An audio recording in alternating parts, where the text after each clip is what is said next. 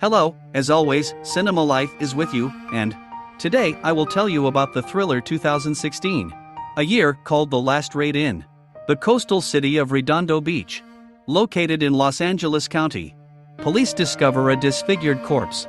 22-year-old woman Lisa Gonzalez soon after, information begins to appear in the news that the crime committed is the work of a serial maniac with the talking nickname, Window Killer, who takes the eyes of his victims as a trophy. Lisa became 15 on his list. For the past 2 years, a group of thieves arrives on one of the sparsely populated streets of the main city in California to rob a bank nearby when suddenly the sharp eye of the driver Rico falls on a mysterious stranger in a suit staring intently in his direction. It turns out that the man also appeared in this area for a reason. He visits a bank branch intending to open. An employee, Burns Dennis, regretfully reports that it is not possible to fulfill the idea due to the closure of the bank and mentions that the company has sent a written notice to all customers about it. The mysterious man introduces himself as the priest Bernard, after which he skeptically looks around the lobby, silently indicating the presence of a young visitor, Cynthia, and Dennis explains that she came to pick up her property from the cell. After the employee mentions that things that do not have owners will go to the warehouse too. The feds, Bernard insistently demands to give him access to the vault. He even intimidates Cynthia to go without a cue, and the manager, Mark, having finished with the service of the elderly Miss Waxman, commands Dennis to escort the priest to the safe. At that time, how does Rico stay in a van to be on the lookout for Paul Washington, Bix Jake Tracy, or storm the banks? Take Mark, Miss Wax, not Cynthia, hostage, discovering 2 civilians in the process of disappearing after hearing a suspicious noise outside. Dennis leaves Bernard alone with the contents of the safe without noticing how the priest pulls out several containers of human eyes and his cell, revealing that he is the Window Killer. Upon returning, Danny inevitably faces the robbers, horrified to discover that his brother Paul, whom he has not seen for several years, has got into their ranks. The family reunion is interrupted when the others remember their main goal after tightening the ties on Dennis AJ's wrists, or take the hostages to the back room, and Washington and Biggs do not cease to condemn Paul for his carelessness. Tracy, meanwhile, goes alone to the vault to find Bernard, but finds only empty rooms when the hostages are in place, or he tries to get information about their quarrel with his brother. However, he gets annoyed and accidentally lets slip that Tracy is going to take the place of the spineless Paul and conduct a sweep so as not to leave witnesses after the mission. Now that Ellie has mentioned the names of the robbers, and Jay decides that there is no point in hiding under the mask and rips it off without being able to find Bernard. Tracy decides not to waste time in vain and proceeds to the next stage of the mission, starting when she stops responding to Paul because of the headphones. The latter begin to lose their temper, or also lose patience being next to Mrs.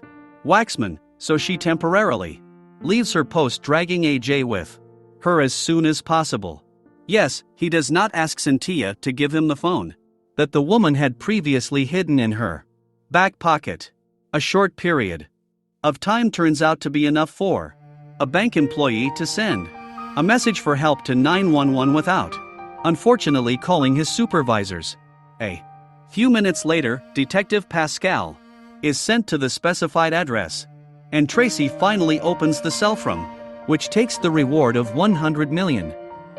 She manages to report to Paul about the completion of the stage, but she does not have time to go upstairs because she notices Bernardo, who is trying to convince the robber to let him go peacefully. The plan collapses when Tracy looks into the man's bag, discovering the unfortunate vessels, and becomes the next target of the maniac. Pascal stays at the scene with a couple of policemen, causing panic to him. It is possible to warn the accomplice about the approaching law enforcement officers. So far, Tracy is fighting for her life in the basement. Bernard grazes her radiation tube with a knife, Arter forcing the girl to die painfully bleeding. Paul introduces himself as a bank employee when the guests appear at the front door and allows them to go inside. He convinces Pascal that the message was not sent from the bank. However, the detective remains wary and quickly takes pictures of the stranger. A strange meeting does not allow the woman to leave the territory just like that. She notices Rick in the van and forces him to get out of there when she notices suspicious white dust under the man's nose. Meanwhile, Bernard wounds Tracy in the thigh, but the girl does not give up and tries to shoot the killer with a pistol, but misses. The shots are heard by everyone including Pascal. Rick breaks off and tries to run before the bank, but soon realizes that nothing will work out for him, so he just pulls out a gun, hoping to buy time. The detectives are quicker and shoots the robber twice in the chest. Hard earlier his Paul Washington and Biggs open fire on the police and manage to drag a wounded comrade into the bank. Pascal immediately reports the leadership in the crossfire and requests reinforcements. Paul cannot helplessly watch Rick's slow death, therefore, he decides to go down to the vault to check on Tracy, not suspecting that the companion is dead and her eyes were taken away. A mad maniac.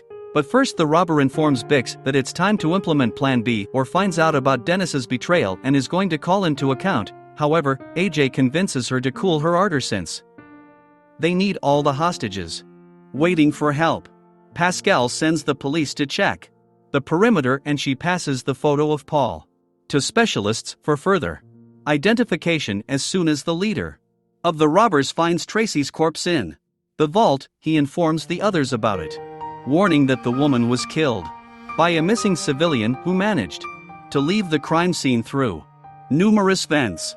Paul informs that it will take a couple of hours to implement a backup plan and commands everyone to hide, then returns into the lobby with a bag of money and tells Washington that serving in the army and the horror that he and his brother experienced there changed their life guidelines and principles. If Paul himself decided that time was too precious to waste it just like that and went all out, Dennis, on the contrary, wanted more structure and order in his own life. Meanwhile, Miss Waxman begs the robbers to let her use the restroom, or reluctantly agrees, bringing the old woman to the men's room. After some time, the robber loses patience and enters the room, finding an elderly woman dead with her eyes gouged out. The girl quickly adds 2 + 2, guessing that the killer is most likely still here, but not finding the man in the booths, exhales with relief when suddenly Bernard appears, who again replenishes the list of his victims. A long absence causes a double. Soon a numerous motorcade of police arrives and takes the building surrounded. Despite the chaos that unfolded outside, Polo remains calm. I hope that Bix will be able to get to the hidden elevator that will allow the group to escape through the basement of the bank. Takes control of the rescue operation. Boss Pascal Franklin, who informs the detective that almost all robbers have a military past. A staff member picks up a radio wave that criminals use to communicate, and it becomes obvious to the police that in addition to the robbers in the building there is another lawbreaker, window killer. Realizing that Rick won't last long without medical help, Paul puts down his weapons and tries to negotiate with Pascal, setting conditions in the form of a doctor for an injured comrade and a school bus for the group's escape. The detective agrees to fulfill the requirements in exchange for the release of the hostages. As soon as Bix informs that the elevator will be launched in a couple of minutes, and when AJ takes the prisoners of the lobby to the implementation of the plan, he takes them away. Washington forces Dennis, as a former ranger, to provide Rick with medical care help by stabilizing his condition. While Pascal is thinking that Paul is up to something, a group of people in tactical gear is at the scene.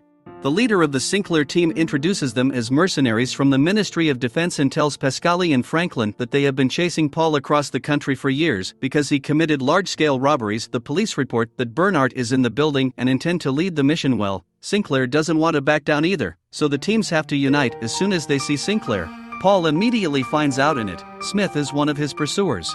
The mercenaries enter the bank under the guise of a medic, but they immediately identify him as one of the enemies and take him hostage. They don't even know what this means. The police are ready to bed the bank. The floor allows Cinta and leave the building together with the wounded Rick while AJ is looking after Smith. Unexpectedly meets Bernardo, covered in the blood of his victims. A serial maniac tells that he is a messenger of God called to save human souls, the reflection of which are The eyes, when suddenly Singler's sniper Chen, who mistook a madman for a civilian hostage, shoots Vedzhia when he raises a rifle at a maniac Sinclair with his charges, and Pascal breaks into the bank, starting a shootout in which Washington is killed, after which it turns out that in fact the arrivals, the Soldiers of Fortune, are part of a drug cartel that planned to rob a bank, but the floors of his gang identified them. Meanwhile, Bernard deals with two Smith and Bix at once, two policemen who arrived at the bank with Pascal open fire but soon die, then shoots the detective. After learning the whole escape plan, Paul Sinclair gets rid of the robber, after which he is going to do the same with Dennis, but Pascal, who survived her injuries, shoots Chen while Sinclair escapes with a bag of money to the basement through the elevator discovered by Bix earlier. Pascal manages to give Danny gun before Bernard closes his eyes forever, attacks Sinclair in the basement and wounds him with a